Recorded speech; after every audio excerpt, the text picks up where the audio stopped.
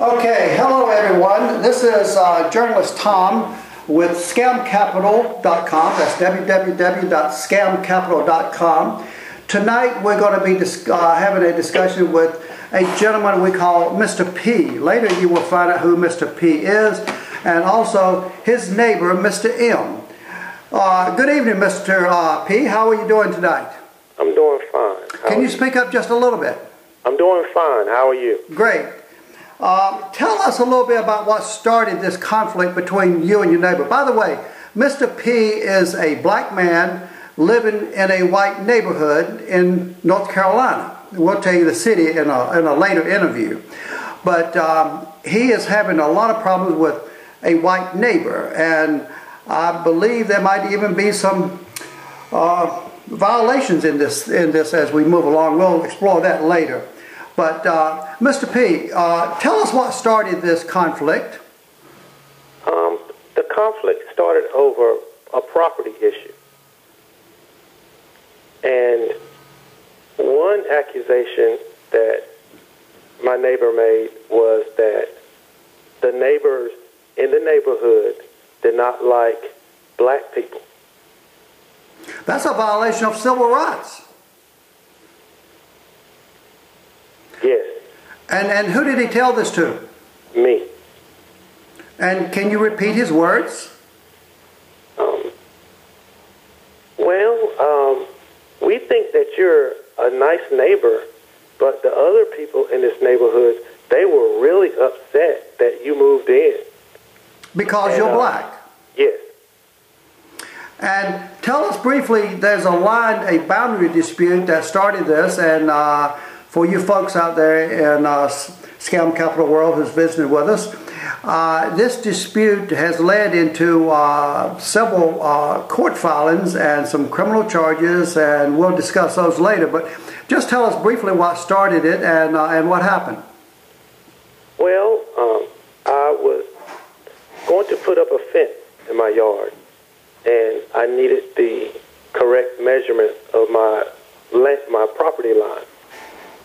And so I asked the builder to send out a surveyor, the person that surveyed the land of the two homes. And they came out, they staked the properties. When I went back outside, the property stakes were pulled up. And you believe your neighbor did this? Yes. And then what escalated from there? I asked them, I said, what happened to the property stakes? Oh, I don't know. I have no idea. But I knew that he was the one. And then I understand you were mowing your grass according to your property line. And what was his reaction, and what did he do? He come out in a rage. He said, "I'm sick and tired of effing with you, and I'm gonna have you killed. I'm gonna have somebody come and pay you a visit." He threatened to kill you? Yes. Wow. Did that frighten you and your family? Yes, it did. I was fearing for my life. And I understand too, you have a young daughter also. What age? She's 9 years old. And she's got to see this. Yes. This is really very disturbing. You know, this is really bad that, you know, in today's world that there's still people who are very racist and don't want black people living in a white neighborhood. This sounds like somewhere back in the 1930s and 40s and 50s to me. Yes, I was very shocked by the accusations that he made. Of course, he's not from this area. Now, I understand he's from New Hampshire. Yes. Or Boston, in the Boston area. Yes. Yeah, we'll give you a profile on him later as we get into more in depth, because this series is going to go on, because I personally know the story, personally myself, and somewhat involved, which I'll go into later. But I want to set the stage with Mr. P to let people know what we're dealing with here. In this world that we live in, racism is something that we cannot tolerate. Go on and tell us what happened when you were mowing your grass, Mr. P. after he made the threat, the verbal threat, he went on a racist rant stating that he was here first and that the other neighbors in the neighborhood did not want us here, which, of course, that was a lie. It was just him that did not want us here. We're very quiet neighbors. We keep to ourselves. We keep our property up.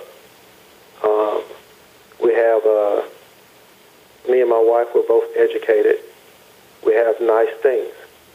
And I think that he's quite, how would you say, just a jealous person. He thinks that a black person should not have more than him.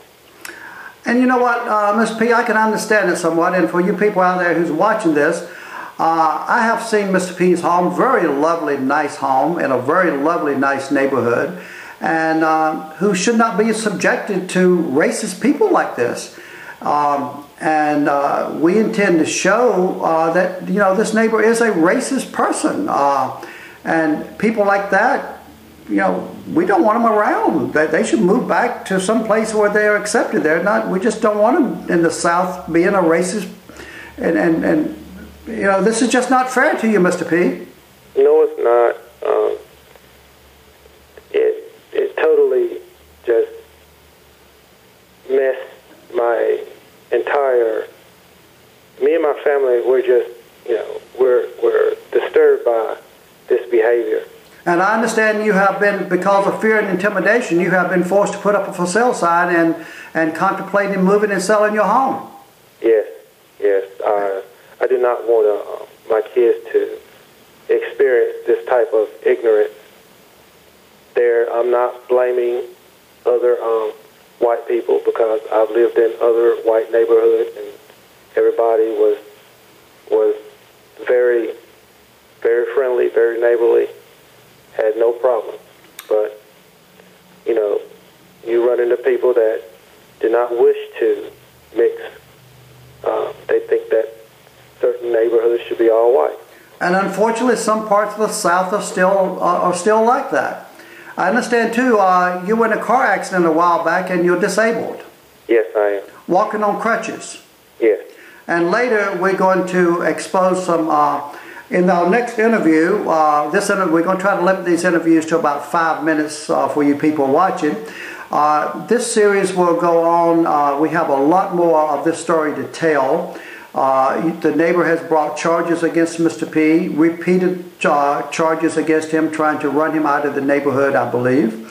And I think we do have some solutions to this problem, but you know, for the people out there that's watching, if you've been scammed or if you've been discriminated against or there's a racist person, you know, please call us and let's let the world know about people like this. Do you agree, Mr. P? Yes, I do. All right, we've gone about 6 minutes, so we're going to end this first interview, and we'll pick this interview back up because for you folks watching, I can tell you there's a lot more to this story to come. A lot more. Do you agree, Mr. P? Yes. Okay. Mr. P, thank you very much, and can you hold the line for just a moment? Okay.